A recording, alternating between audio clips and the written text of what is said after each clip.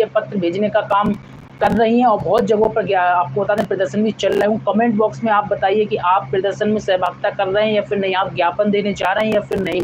अगर जा रहे हैं तो अपने जनपद का नाम मेंशन रखिए। मांग पत्र हमें प्राप्त हुआ है, उसके अनुसार आपको बता दें प्रमुख तौर पर इनकी मांग रही है कि 2017 में आपने जो वादा किया था उस वादे को निभाया जाए, और नहीं अगर निभाया जा रहा तो हरियाणा की तर्ज पर कम से कम मैं आपको बता दूं 10,000 रुपये मानदेय, फंड और पेंशन दिए जाने की मांग की गई है। महामारी काल में दिल की बीमारी, शुगर, अस्थमा या सांस की बीमारी से पीड़ित आंगनबाड़ी कर्मियों की जो है ड्यूटी किसी भी कार्य में ना लगाई जाए और ना ही उनकी कोरोना में ड्यूटी लगाई जाए, हॉट स्पॉट एरिया में ड्यूटी नहीं लगाई जाए। इसको लेकर भी जो है पत्र में लिखा गया है। आपको बता दूं देखिए, पहले तो कई दिनों से मैं देख रहा हूं कि आंगनबाड़ी कर्मियों का कोई भी जो है संगठन काम नहीं कर रहा है। अब अचानक से आंगनबाड़ी कर्मियों का संगठन मैं देख रहा हूं काम करने में जुटा हुआ, हरकत करता हुआ दिखाई दे रहा है। निश्चित तौर पर आज जो पूरे प्रदेश भर में ये सिलसिला जारी है। अब देखने वाली बात है कि सरकार दबाव में आती है या फिर नहीं, या फिर रोजाना की तरीके से जिस तरीके से समस्याएं आती हैं, ज्ञापन आते हैं, इधर से आते हैं उधर डाल दिए जाते हैं, समस्या का समाधान नहीं होता है। ऐसा ही चलेगा या फिर वाकई में ये पत्र जा रहे हैं, इनका समस्या का समाधान होगा या फिर नहीं, तो भविष्य बताएगा। और बता दें इसमें देखिए एक प्रमुख मांग और लिखी गई है। दोस्तों मैं आपको बता दूं कि ये मांग पहले कभी नहीं लिखी जाती थी ज्ञापन में, आंगनबाड़ी कर्मियों के यूनियन के ज्ञापन में, लेकिन इस बार लिखी गई है। क्यों लिखी गई? क्योंकि उत्तर प्रदेश में भर्तियां चल रही हैं और इसको लेकर भी यहाँ पर एक मांग लिखी गई है कि आंगनबाड़ी भर्ती प्रक्रिया को पारदर्शी बनाने के लिए सभी अभ्यर्थियों की मेरिट लिस्ट ग्राम सभा बार वेबसाइट पर प्रदर्शित की जाए। यदि ऐसा ना किया गया तो नियुक्ति विवाद और भ्रष्टाचार में फंस सकती हैं।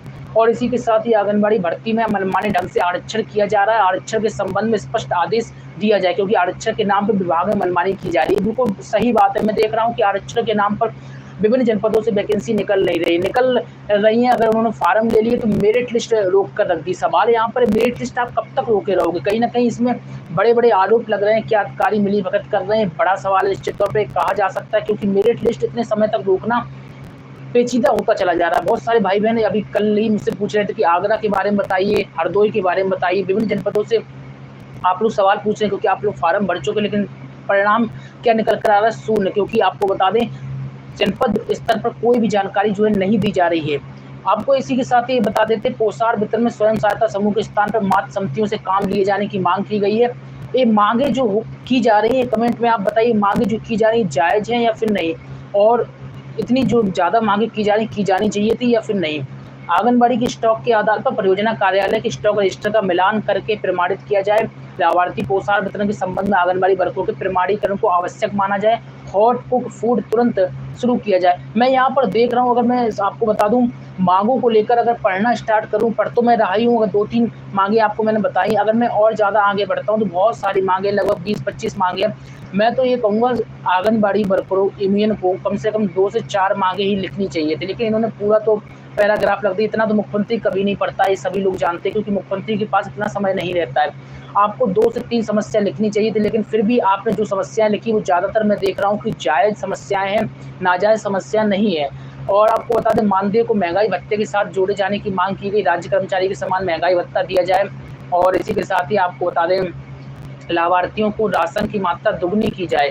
तो कहीं ना कहीं यहाँ पर मैं देख रहा हूँ कि जो आंगनबाड़ी कर्मियों के ऊपर लाभार्थी आरोप लगाते हैं, तो वही आंगनबाड़ी कर्मी कहीं ना कहीं लाभार्थियों के प्रति जो है प्रेम दिखाती हुई नजर आ रही है और मांग कर रही है कि राशन दुगना दिया जाए।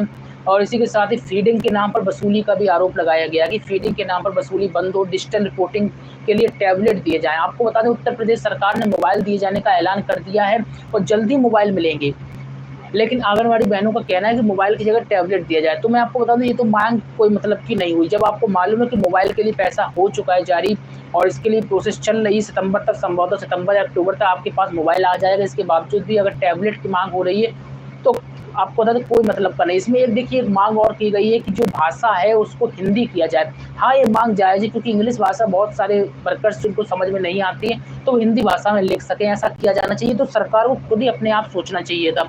अगर सरकार को सब लोगों से काम नहीं कराना है, यानी कि ग्रामीण क्षेत्रों से, बीहड़ इलाकों की आंगनबाड़ी कर्मियों से काम नहीं कराना है, तो आप इंग्लिश रख सकते थे अकेली भाषा, लेकिन आपको भाषा पर भी गौर करना चाहिए था। ये भी आपको बता दें बड़ी प्रमुख मांगों में से एक है। इसी के साथ ही रिटायरमेंट पर जो एकमुश्त राशि दिए जाने की भी मांग हो रही है। और मैं आपको बता दूं 62 वर्षीय आंगनबाड़ी वर्कर हेल्पर की छटनी के जुलाई 2020 के आदेश को निरस्त किए जाने की मांग की गई। कमाल की बात देखिए, आपको बता दूं सबसे पहले कि 2020 का जो आदेश है, 1 मिनट रुकिए,